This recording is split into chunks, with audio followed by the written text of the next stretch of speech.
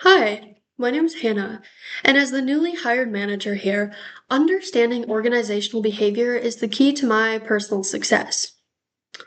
Organizational behavior helps managers understand how individuals are thinking, feeling, and behaving at work. And applying these organizational behavior concepts will allow me to lead more effectively. I've learned that management isn't just about tasks or rules, it's really about understanding the people.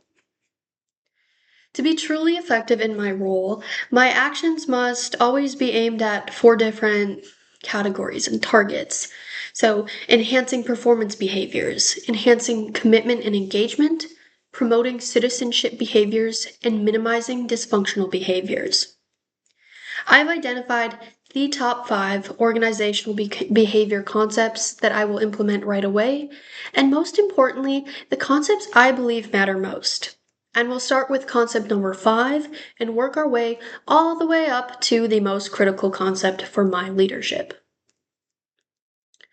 The first concept is goal setting from chapter 6, Motivating Behaviors.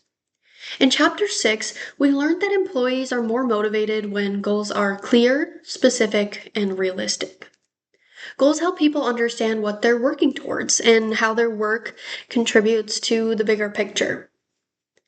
I rate goal setting as the least important by itself because, in my experience, goals only work when the environment is already supportive. I've seen clear goals fail simply because communication was poor or leadership was just kind of lacking. Even when the goal was clear, people weren't motivated if they didn't feel supported. However, when applied correctly, setting specific, difficult, and accepted goals is key to enhancing performance behaviors. It also helps to focus effort, thereby minimizing dysfunctional behaviors. While goal setting is still important, it works best when other factors are already in place. The second concept is perception from chapter 4, Individual Values, Perception, and Reactions. Chapter 4 explains that people react based on how they interpret situations, not necessarily what actually happened.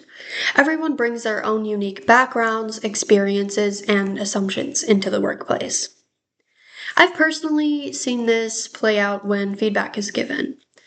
When one person sees as constructive feedback, another might perceive it as criticism. In past jobs or goal set or group settings, I've noticed how misunderstandings can happen when intentions aren't clearly explained.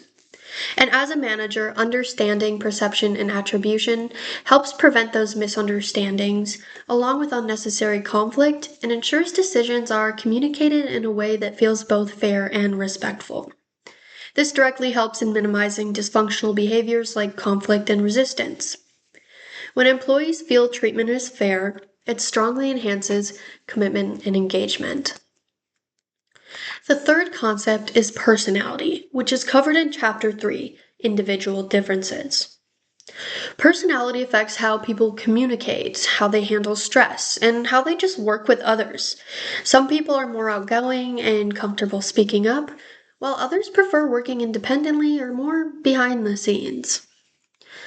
I chose personality as a key concept because I've seen how different personalities can either clash or complement each other. And as a manager, recognizing everyone's strengths and ensuring a good person to job fit allows me to assign tasks more effectively, which is the most powerful way to enhance performance behaviors.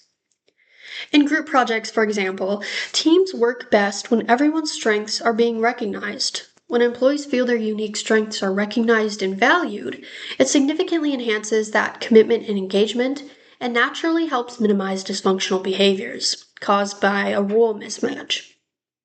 And as a manager, understanding personality differences will help me assign tasks more effectively, reduce conflict, and create a more balanced team where everyone feels valued. The fourth concept is communication from chapter 9, Communication. Chapter 9 emphasizes that communication isn't just about talking, it's also about active listening, giving feedback, and paying attention to those nonverbal cues. Communication affects how instructions are both understood and how relationships are built. From my experience, I've learned that the most problems in group work or jobs come from miscommunication. Clear and open communication is essential for enhancing performance behaviors because instructions are understood and accountability is very clear. When managers actively listen and encourage dialogue, it builds trust, which dramatically enhances commitment and engagement. This openness also encourages employees to speak up with ideas, proactively promoting citizenship behaviors, and quickly addresses rumors, helping to minimize dysfunctional behaviors. Whether it's unclear expectations or assumptions being made, poor communication often leads to frustration. And that's why I believe communication is one of the most important skills a manager can have. Clear and open communication helps prevent misunderstandings and makes employees feel more comfortable speaking up.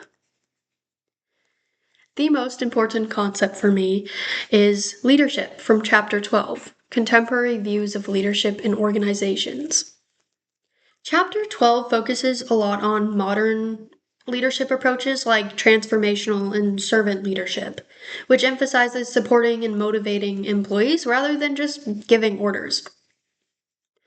I chose leadership as the most important concept because leadership influences everything else. By inspiring a shared vision, a transformational leader powerfully enhances commitment and engagement. This dedication translates into higher effort, significantly enhancing performance behaviors. And finally, strong ethical leadership ensures that everyone is focused on the shared goal, which is naturally going to promote citizenship behaviors and effectively minimize dysfunctional behaviors all throughout the company. I've had experiences where a strong leader made a stressful job or a project feel incredibly manageable simply because they were supportive and approachable.